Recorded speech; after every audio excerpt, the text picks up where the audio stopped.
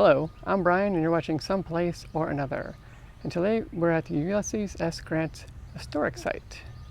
Right behind me is Whitehaven. It's green. Let's go check this place out.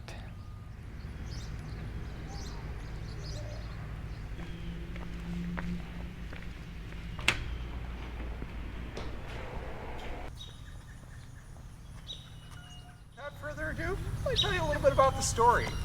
Many of you may know from history class that Ulysses S. Grant was what did he do for a living? Farmer. Well, he was a farmer, right? And before he was a farmer, what did he do? Wore a uniform, he was a soldier, right? And of course, later on, after farming, he becomes a soldier again during the American Civil War. And as a military man, you might know that people often move in the Army, right? You're constantly moving from one place to the next. And Grant is a classic example of somebody who never really lived in any one place longer than about a year. You know, moving is something that Grant got used to, but because he was constantly moving from one place to the next, he never really felt a sense of home. Yeah, he moved into a house, but he wasn't really there long enough to make it a home. So why is it that Grant thought of only two places in his life as home? Well, what were these two places?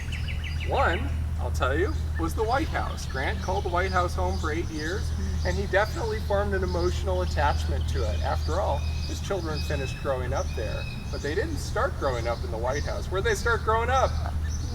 Right here in St. Louis.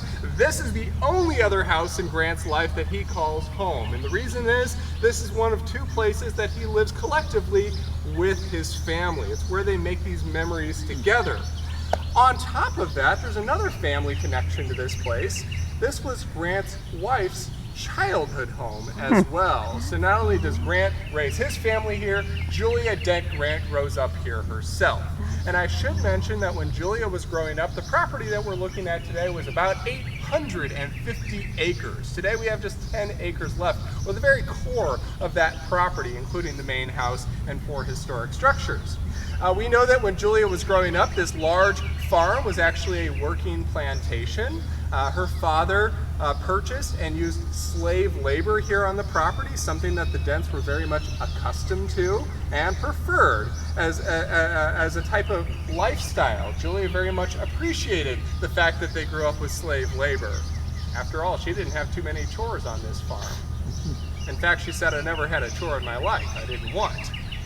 But Grant, he didn't really share this childhood experience. Before coming all the way to St. Louis, does anybody know where Grant actually grew up? That's right, he's a boy from the Buckeye State. And what do we know about slavery in Ohio? Is it allowed? Nope. No, it's illegal. And on top of that, in southern Ohio, there's a hotbed of anti-slavery activity. And Grant's own parents are self-proclaimed abolitionists, actively working to end slavery in this country. And they teach young Ulysses, their firstborn out of 6, do not associate with anybody in this country who owns slaves. So how does Grant end up here, married to a girl from one of the wealthiest slaveholders in the entire state? Does anybody know what the connection was between Julia and Ulysses? Her brother. And who was her brother in relation to Grant? How'd they meet? They were roommates at West Point, right? So they went to military school together, they graduate, Grant's assigned to Jefferson Barracks in St. Louis. He finds out from Fred, his family's 5 miles away. Fred says, "I'm not home, but you know my parents are and they want to meet you, so go out sometime and have dinner at our home." So Grant rides his horse 5 miles from Jeff Barracks, took 2 hours to get here on horseback. He meets the family and he figures, you know what, I might come back another time. This time, he meets Julia, the 17-year-old younger sister. From that day forward, Grant was coming back to Whitehaven almost 5 days a week.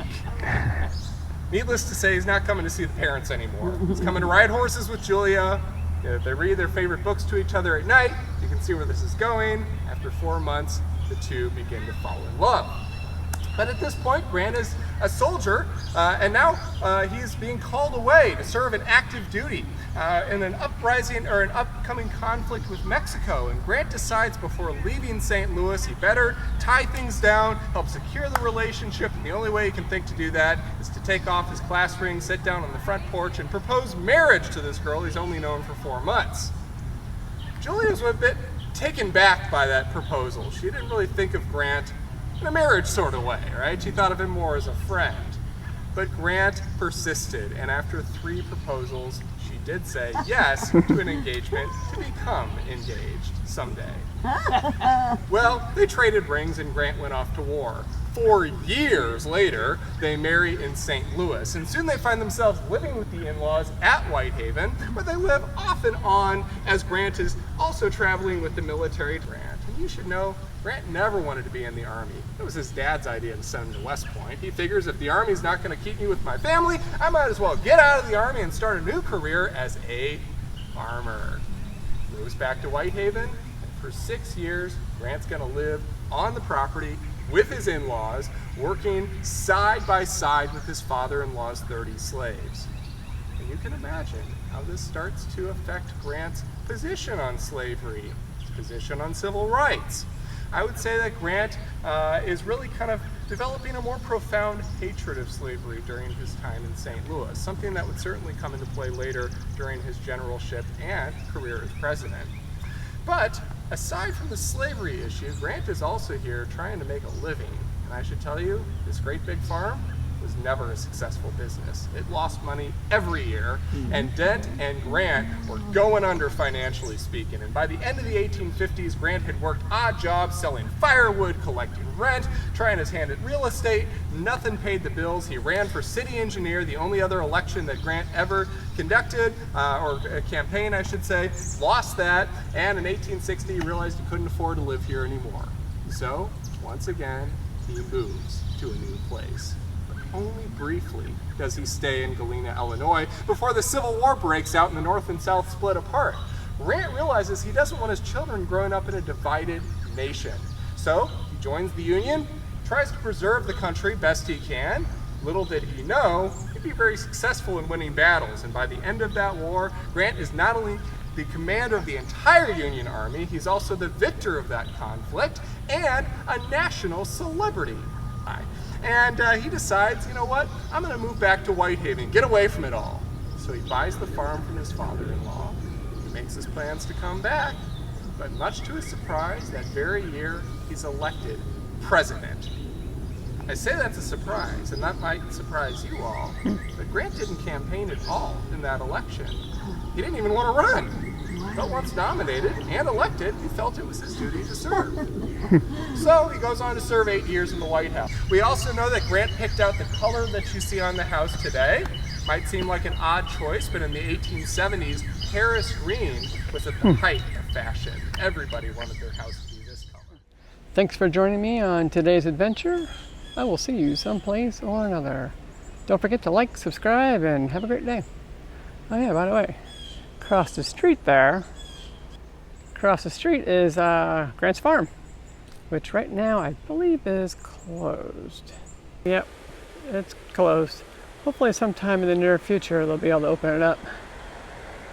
It's fun. I did make a video there, so if you want to see what you're missing out on, you can check that out. Stay tuned for more adventure to come. Subscribe, like, share, and thanks for watching. Bye.